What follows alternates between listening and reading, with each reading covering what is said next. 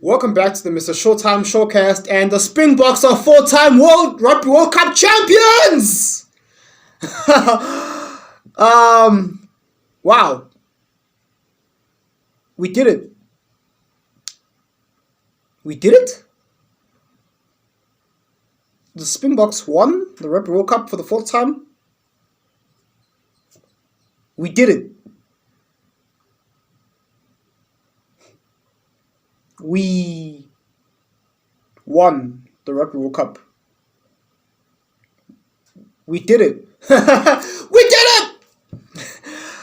I'm still kind of having somewhat like a tough time digesting the fact that, wow, the Springboks won and we beat the All Blacks in essentially a repeat of the 1995 Rugby World Cup final here back in 95 in Paris. Again, that's another stat. Here, let's go over the stats, the milestones. The Springboks become the first team to win a Rugby World Cup in pretty much like the same venue that they did previously, in previous few World Cups prior. You know, the last time we won in Paris was 2007. And yeah, apparently Stade de France in Paris is South Africa's Rugby World Cup winning forte. Another stat is South Africa becomes the second World Rugby team to win back-to-back Rugby World Cup titles. What's another stat? Oh, here's a painful one that's it's kind of a jab to us, but every record has to be broken eventually. Beauden Barrett broke our clean try conceding streak by scoring against us in a Rugby World Cup final. The Springboks finally conceded a try in a Rugby World Cup final. Hey, we held it for a long time, we held it for a long 3 finals and tryless. Another stat is apparently the Springboks don't need to score tries to beat the All Blacks. Speaking of, tries. What else? The All Blacks are the first team, and with Sam Cane becomes the first person to concede a red card in a Rugby World Cup final. So many stats. If I'm missing a stat, feel free to add it in the comment section and let the rugby fans know what Mr. Showtime may be missing. So yeah, man, look, we also become the first team to basically win the knockout stages with 1 point. Look, ladies and gentlemen, the Almighty God, Jesus Christ, wanted us to win this Rugby World Cup because it was filled with nothing but miracles and these inches of moments that could have flipped either way. If that doesn't tell you that God is alive, if that doesn't tell you that Jesus is alive, I don't know what does. We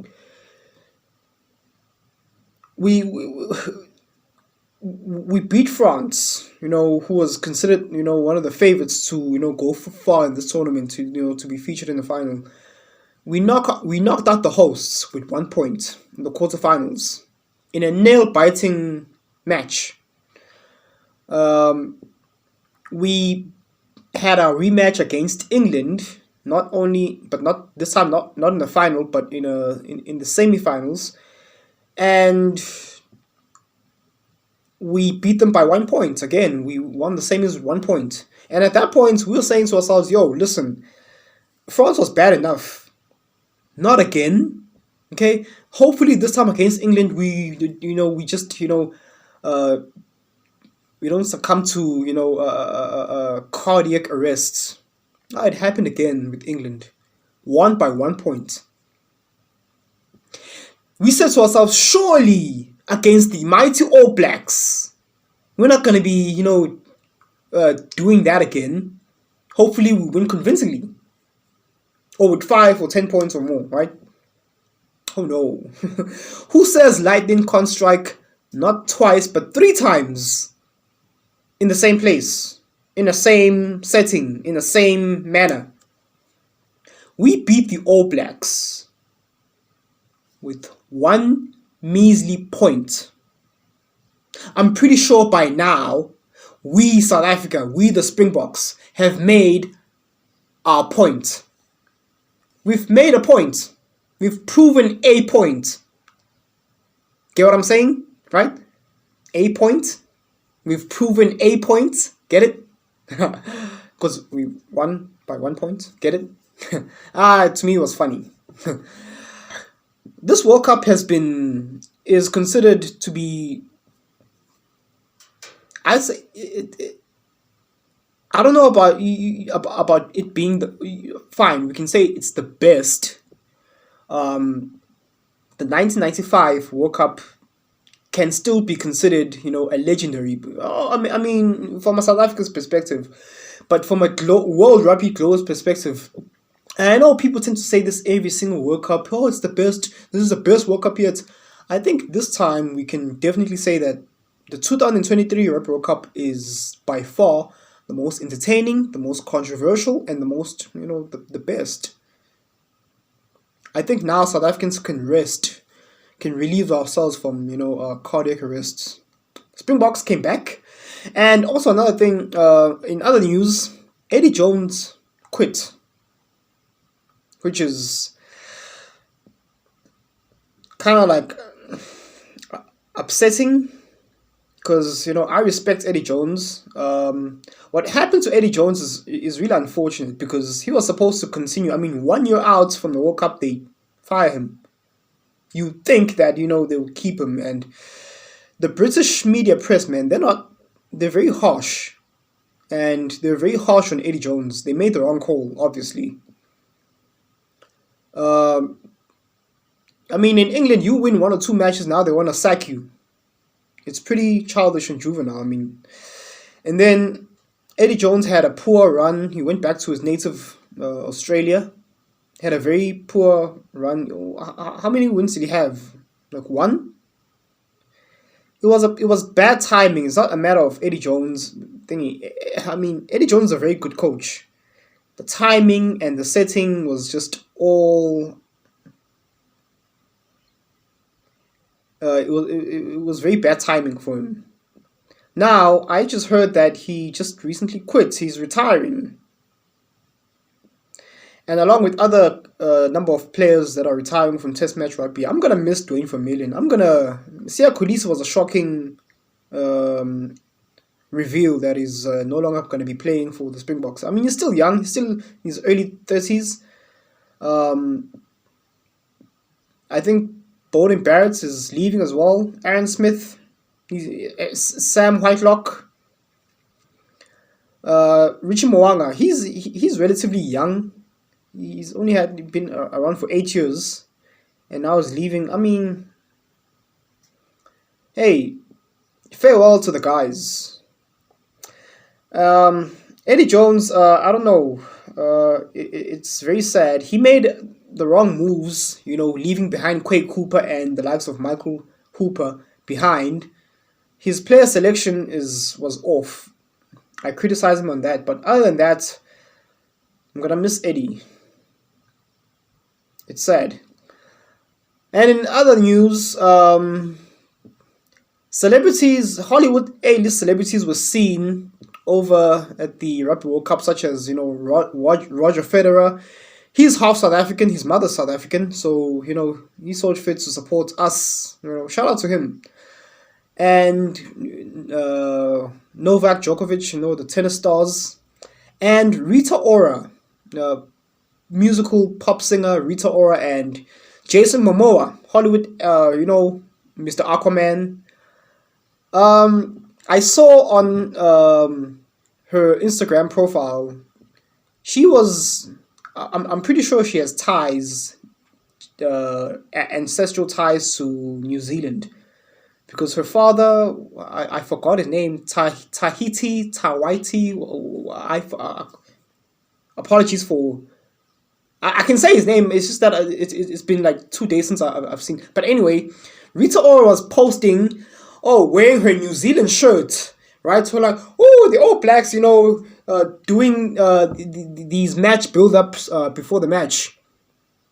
And it's like, she was championing New Zealand even after they had lost, without so much as giving the Springboks a mere congratulations. Even Jason Momoa himself and Dwayne "The Rock" Johnson. I mean, come on, guys.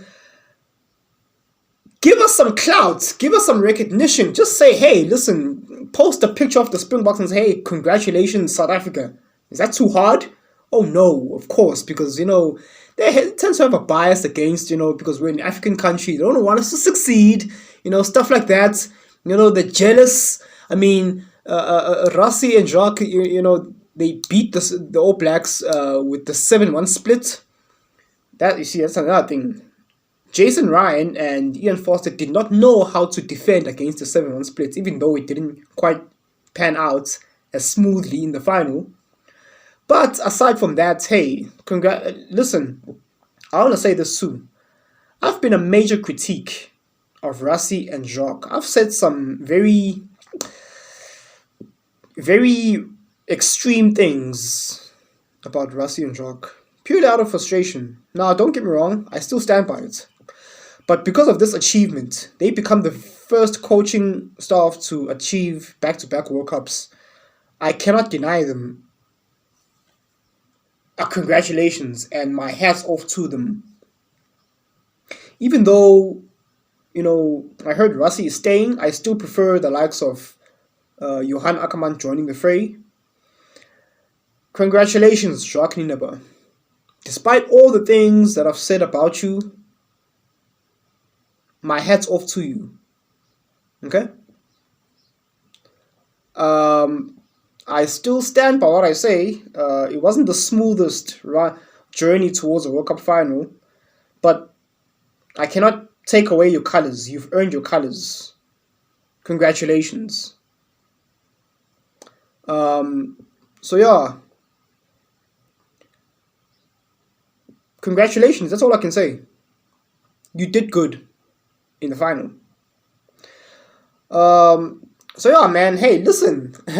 Yeah, back to Rita Ora. Look at her dressed all suave. The All Blacks. Like, ooh, look at you, madam. Oh, All Blacks. Yeah. Face. In your face, Jason. Okay, I hope you're watching this. In your face. Come on, give the Springbok. Come over to the locker room and come and congratulate the Springbok team. I know you're supporting the All Blacks, but I mean, you don't owe it, but it would be nice. Since you obviously are a rugby fan, I mean, come on. Same goes for you, Dwayne "The Rock" Johnson. Come on, give the Springboks a shout out and say, hey, listen, South Africa is, we're world champions for the 4th time. Come on. But anyway, I can't wait to see what happens from here on out, and we're the world champions. So, dear rugby community, this was a very heart-stopping tournament, the best one we've ever seen, and the Springboks came out on top. And of course, during the rugby awards ceremony, only Ibn Etzebeth got an award. The rest of them were All Blacks. I mean, they don't like us, but who cares? Because we are the champions for the 4th time. Thanks for watching, cheers.